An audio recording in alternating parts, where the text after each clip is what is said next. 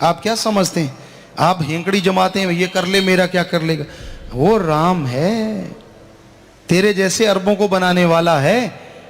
अगर तू उसके किसी भक्त की, फकीर की निंदा करता है, फकीर कुछ नहीं करेंगे, उन्होंने तो दुआ करनी है। पर अगर जिसके अहंकार के बूते पे तू उछल कूद रहा है, तो फकीरों का भी कोई खसम है, भक्तों का भी कोई खसम है। वो तो देख रहा है ना कि मेरे बच्चे को, मेरी औलाद को ये बिना वजह इतना कुछ कर रहा है, फिर कुलों का ऐसा बुरा हशर होता है। और आज के युग में तो हाथों हाथ जीव को पता चलता है कि भाई तूने ऐसा किया और ऐसा हो रहा है। बहुत लोग ऐसे बाद में माफ़ी मांगते हैं, बुरा कर्म करके, गुनाह करके पश्चाताप करते हैं, फिर भी बेहतर है कि वो जाग जाते हैं और तौबा कर देते हैं कि मैंने बुराई छोड़ दी, तो उनका मालिक उद्धार जरूर कर देते हैं। वो बख्शनहार भी है। जीव सच्चे दिल से कबूल कर ले, तौबा कर ले, तो उसके सारे पाप कर्म काट भी देता है। पर जो कोड़ किरले की तरह गर्दन अकड़ के रखते हैं ना, मेरा क्या कर लेंगे, मेरा ये, मेरा वो, तो भाई फिर पता नहीं होता ट्रैक्टर के पीछे डिस्क है कितने टुकड़े हो जाएं। हम ये नहीं कहते कि हम कोई बद्दुआ दे रहे हैं, हम तो कर्मों का नतीजा, रिजल्ट बता रहे हैं। जैसे कर्म करोगे फल भोगना ही है। ये ना इंतजार करो देखेंगे क्या होगा। क्यों इंतजार कर रहे हो कि ऐसा कुछ हो गया तो फिर आप थोड़े ही ना देखोगे, आपके आसपास वाले देखेंगे। तो बुरा कर्म ना करो। निंदा तो अपने माँ बाप की, भाई बहन की, किसी की भी ना करो, क्योंकि निंदा भली किसी की नाही, मनमुख मुग्ध करन, मुंह काले तिन निंद का नरके घोर पवन। गुरु सहवानों के ये वचन।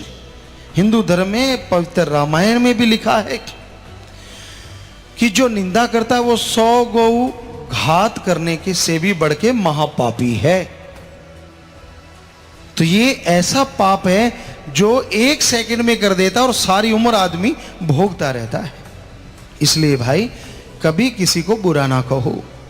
बुरा कहना है तो अपने मन को कहो जो आपको टिकने नहीं देता। बुरा कहना है तो अपनी बुराइयों को कहो।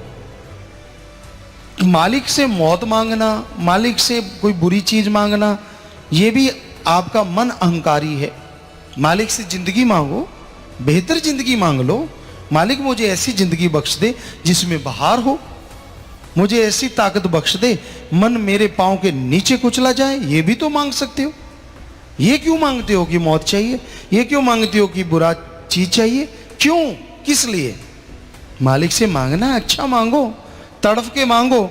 यकीन मानो आपकी मांग वो जरूर सुनेगा और समय के अनुसार पूरी भी कर देगा।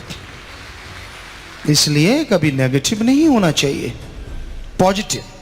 हमेशा मन से लड़ने की प्रेरणा लो, हमेशा आत्मबल के साथ जी के देखो, जरूर नजारे मिलेंगे।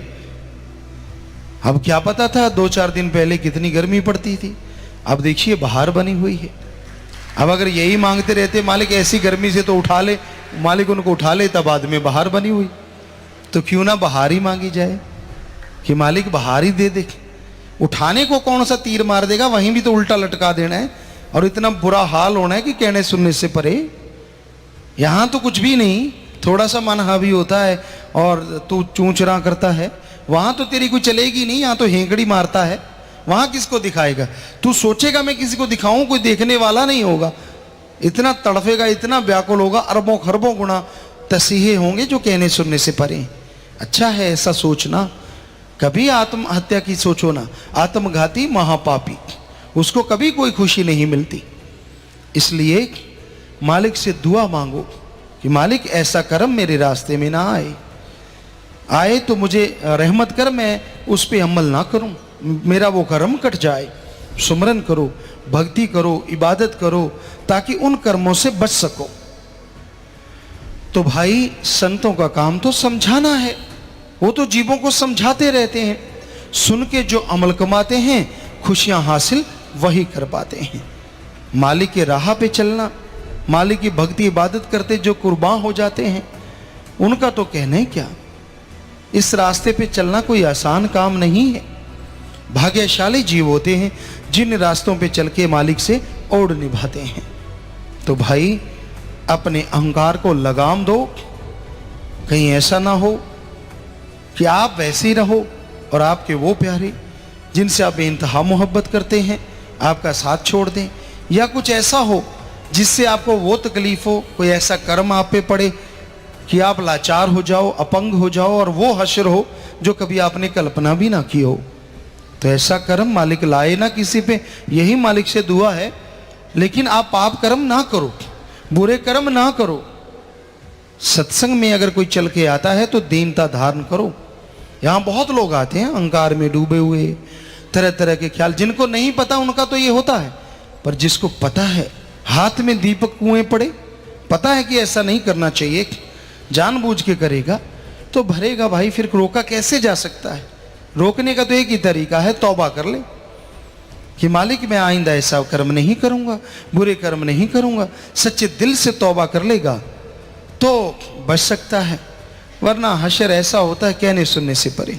सो आपसे प्रार्थना है, बुरे कर्म छोड़ दो, बुरी सोच छोड़ दो, ना करो ऐसा। क्या मिलता है ऐसा करने से? मांगना है तो मालिक से मालिक को मांगो, मांगना है तो परम शांति मांगो, मांगना है तो परम मुक्ति मांगो।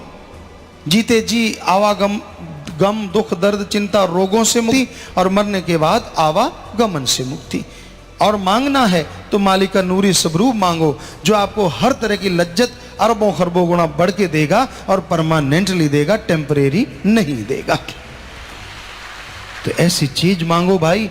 हमारा तो हाथ जोड़ के आपसे प्रार्थना है, आगे आपकी मर्जी है, कुछ भी आपकी इच्छा के स्वामी हैं, हमने क्या लेना है दखलंदाजी दे के आपकी किसी चीज में छोड़ दी है। सत्संग में बोलेंगे जो बोलना है, समय समय का खेल होता है।